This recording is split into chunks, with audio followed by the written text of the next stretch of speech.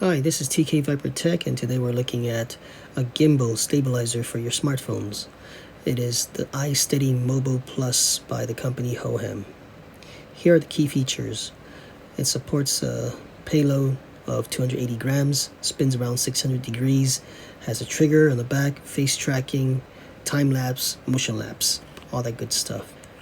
Alright, let's open it up and check it out. Like most Hohem devices, they include a very nice protective case, custom made, padded, will keep your gear safe. Alright, let's open this up and check out what's inside the package. The first thing we find in the package is the user manual. You'll see a bunch of QR codes to connect to their Facebook page, download their app, and also to read the instructions online. Here are all the parts and components. We'll go through them later on in this video. This is how you mount the phone to the gimbal. You can also use the gimbal as an external battery to charge your phones.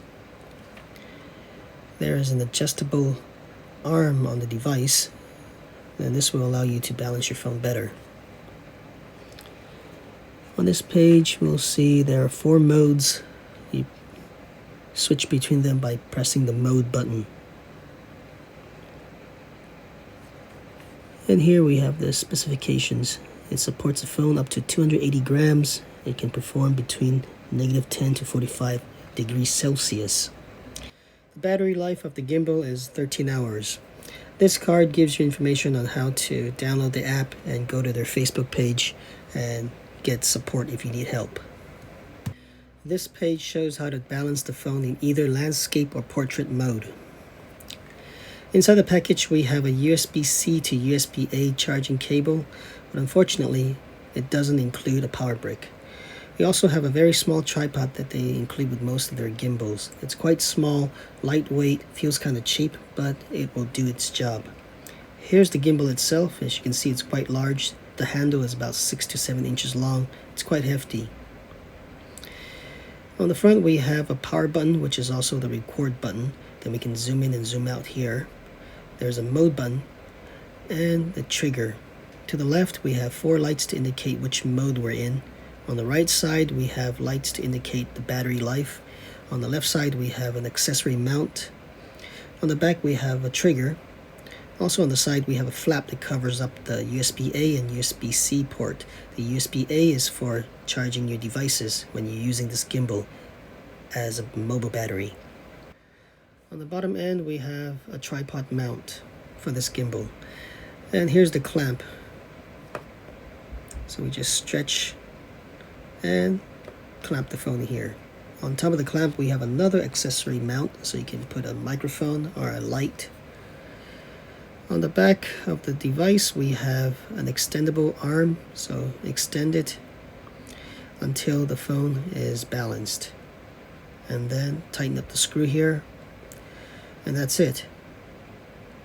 So you can see the phone is not too heavy on either side. And now let's turn it on by holding down the power button for about a few seconds. And then it's on. You can see it's fully charged. You can use the joystick to move the camera around like this, up and down, left and right.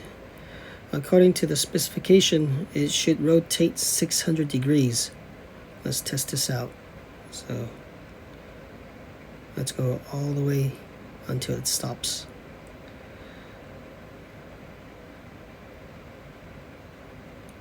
And why does it rotate so much? And that's because it has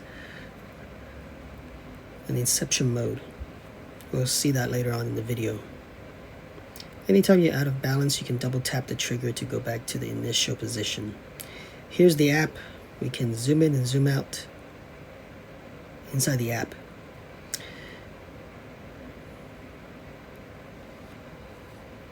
Here are the 4 modes. The first one will lock the roll and tilt axes. So even if you go like this, the phone will not move. So only the pan axis is not locked, so you can turn it and the gimbal will turn with you.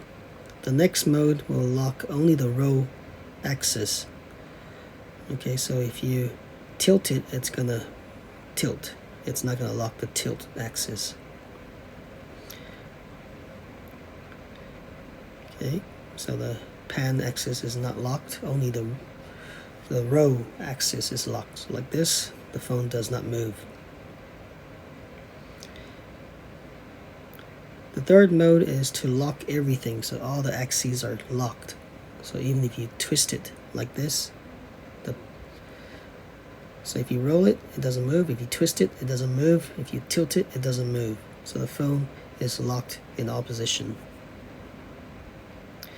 And the last mode is the follow mode.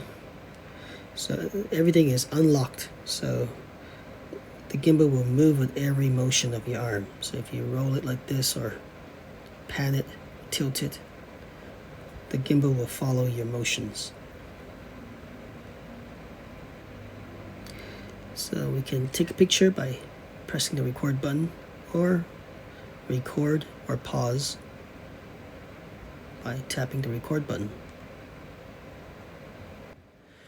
Alright, next we'll check out the time-lapse or motion-lapse mode. You can set the shutter speed and time, and you can set the points where you want the camera to move between when you start the time-lapse feature. So choose a few positions, and then when you're ready, tap the start button. And you get a countdown, and the gimbal will start to pan across all the points that you defined earlier and take a time-lapse video.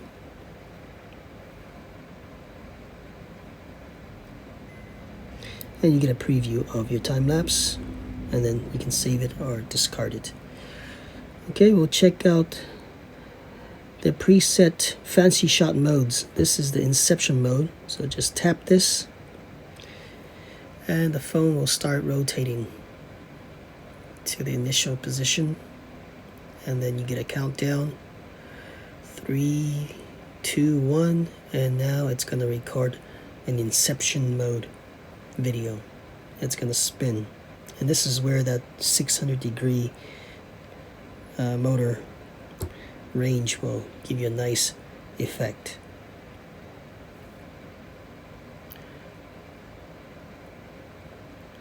It's going to take a while. I think it's about 20 seconds to get the full shot.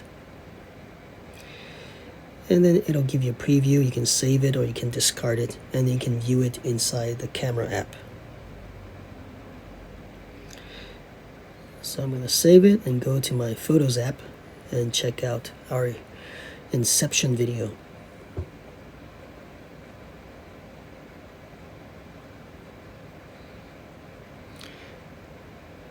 And here, let's check out the motion tracking. We can track an object by drawing a rectangle across the screen here, and now it's going to follow this bottle.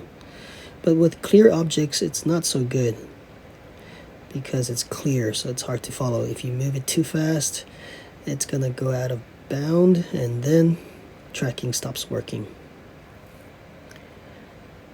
Let's try something more colorful, like this card here. You can see it tracks much faster. So this is for object tracking. You can also track someone's face, and in that case you don't have to draw a rectangle. I think it automatically detects a face and it starts to follow it. So this is a very nice feature for making videos of yourself. If you're doing like a home video and you're walking around, it'll track your face and follow you.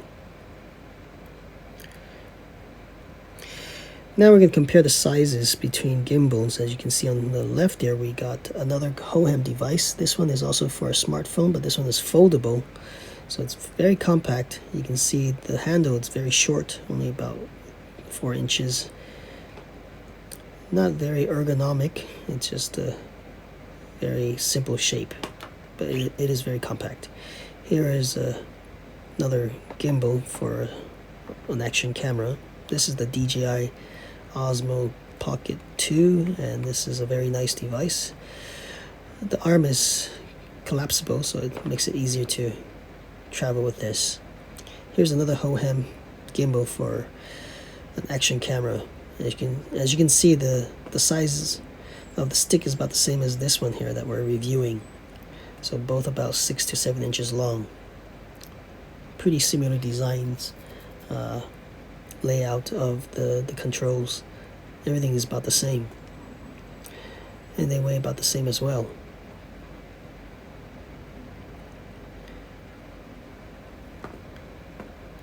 Alright, you can see how they compare in size.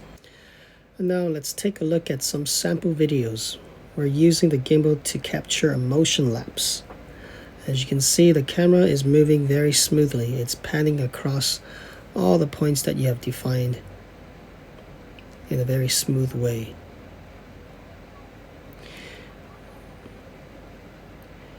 And now, a motion lapse at nighttime.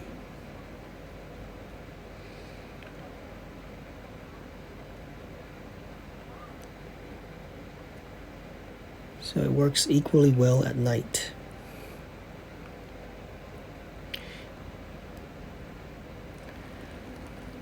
Here is a test of the gimbal walking at night. This is the most difficult condition to give your gimbal a test. If we squeeze the trigger on the back, it'll enter the sports mode, so it tracks very quickly. In regular mode, you can see it smooths out the movement, so it moves the gimbal very slowly. Here are some random shots at night. You can see the gimbal is working very efficiently. Nothing is shaky, it's smooth. And a bit of advice, turn your gimbal slowly, especially at night, so you don't make your audience dizzy. And also use a low light shooting mode. Shoot at 25 frames per second so you can capture more, or else your image will be extremely dark if you're using like 60 frames per second. So use under 30 frames per second for a better performance at night.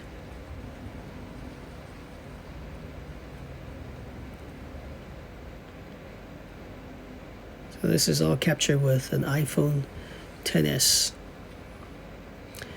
And daytime, this is captured in a higher frame rate, I think 60 frames per second.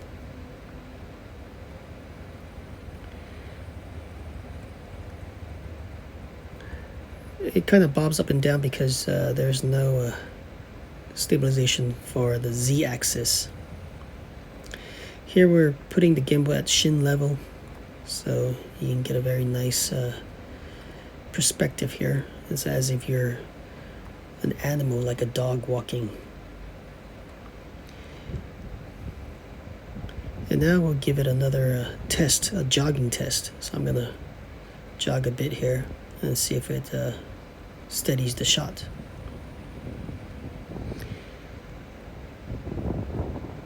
As you can see, the footage is very stable even when jogging.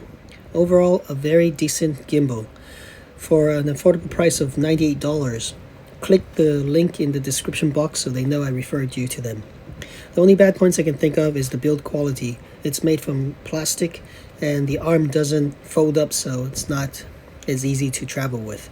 But you do get a very big battery that can charge your smartphone and a very good rotational range of 600 degrees for those amazing time-lapse shots or the Inception mode. Alright, thanks for watching. Please rate, subscribe, and click the notification bell, and I will catch you in the next one.